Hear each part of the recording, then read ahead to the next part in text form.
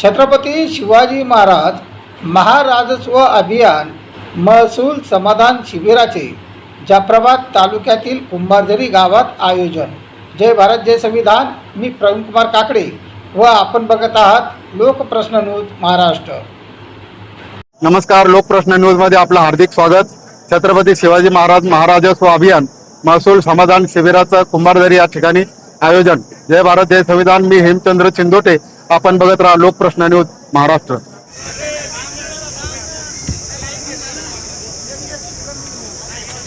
छत्रपती शिवाजी महाराजांचा। राज्याचे मुख्यमंत्री देवेंद्रजी फडणवीस, आपल्या राज्याचे उपमुख्यमंत्री एकनाथजी शिंदे साहेब आणि सुनेत्राताई पवार आणि या राज्याचे महसूल मंत्री चंद्रशेखरजी बावनकुळे साहेब यांनी असं ठरवलं की कुंभारझरी, सावरगाव, खानापूर, काळेगाव, डोलखेडा, आपलं वरखेडा, फिरंगी या परिसरातल्या शेतकऱ्यांना जरा तहसीलकडे काम पडलं तर तहसीलला जावं लागतं, जाफराबादला जावं लागतं। कृषीचं काम पडलं की आपल्याला तालुक्याला जावं लागतं, कृषी कार्यालयात।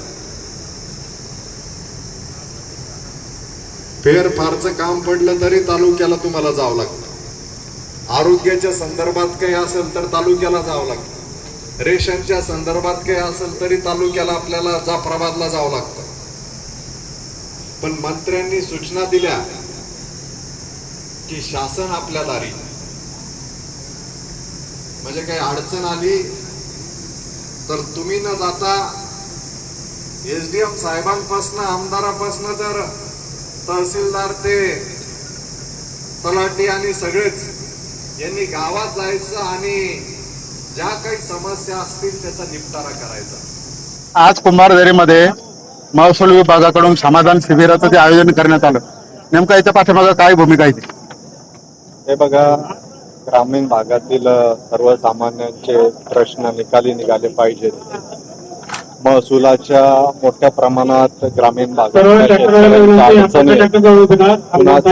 फेरफार घेणे, फेरमध्ये दुरुस्ती, सातबाऱ्यामध्ये दुरुस्ती, त्याचबरोबर विविध योजनांचे कृषीच्या महाडीपीटी असेल, पोखरातून लाभाचा विषय असेल, आरोग्याच्या संदर्भामध्ये जनजागृती, सरकारी योजना ज्या आरोग्य विभागाच्या माध्यमातून राबवल्या जातात, कुणाचा रेशन कार्डच्या तक्रारी असतात, नवीन रेशन कार्ड उपलब्ध करून देणे, संजय गांधी निराधार योजनेचे जे काही प्रलंबित अर्ज आहे ते या ठिकाणी KYC किंवा ऑनलाईन करून घेणे, अशा परत तुकडाबंदी कायद्याच्या अनुषंगाने आता त्याच्यामध्ये सामान्यांना दिलासा देण्यासाठी जो नवीन GR निघाला त्यातल्या दुरुस्त्या असतील। याचबरोबर आता जे सरकारने नव्याने निर्णय घेतलेला आहे, जे गावठाणवर बसलेले जे लोक आहेत त्यांची घरं बांधून झाले परंतु त्यांना त्याची मालकी मिळाली नाही, त्यामध्ये त्यांना मालकी देण्यासाठी, कबाला देण्यासाठीचा निर्णय घेणे, पानंद रस्ते मोकळे करून देणे, अशा एकूण सर्व बाबींवर आज हे समाधान शिबिर घेण्यात आलेलं आहे। याच्यात बऱ्याच लाभार्थ्यांना फेरफार दुरुस्ती करण्यात आली, सातबारा दुरुस्त्यांचे पत्र देण्यात आले, काहींना लाभ देण्यात आले, रोटावेटर, ट्रॅक्टर, हस्तांतरीकरण, या अनेक योजना यामध्ये समाविष्ट आहेत। म्हणून लोकांच्या समस्या जाणून घेण्यासाठी आणि त्याचा निपटारा करण्यासाठी म्हणून या अभियानाच्या माध्यमातून आम्ही काम करतो।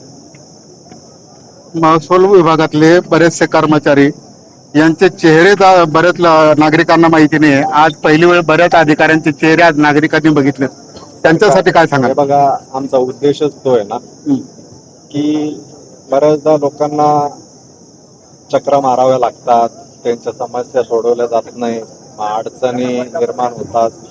या गोष्टी वारंवार त्या ठिकाणी आपण शासन स्तरावर किंवा प्रशासनाकडे जाऊन सुद्धा निकाली निघत नाही।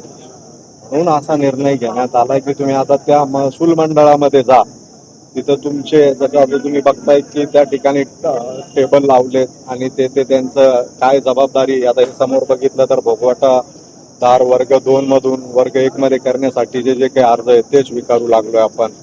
आणि हे निव्वळ अर्ज स्वीकारायचं नाही तर तुम्हाला आलेल्या अर्जांवर तुम्ही काय कारवाई केली हे 15 दिवसाच्या आत महसूल मंत्र्यांना आणि त्या ठिकाणी आम्ही सुद्धा या संदर्भातला आढावा घेणार आहे.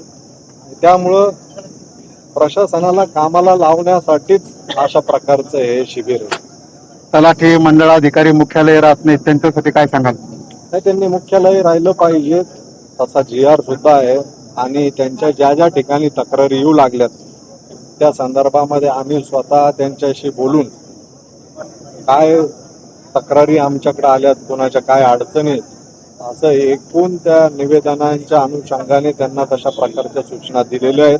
पुढच्या काळात अशा प्रकारे जरा कोणी गैरहजर राहिलं तर निश्चितपणे त्याच्यावर कारवाई केली जाईल. कामात विलंब झाला तरी कारवाई केली जाईल. अशा कडक प्रकारच्या सूचना निश्चितपणे कलेक्टर मॅडमने सुद्धा त्यांना दिलेल्या आहेत. त्यामुळं याला आता गती येईल.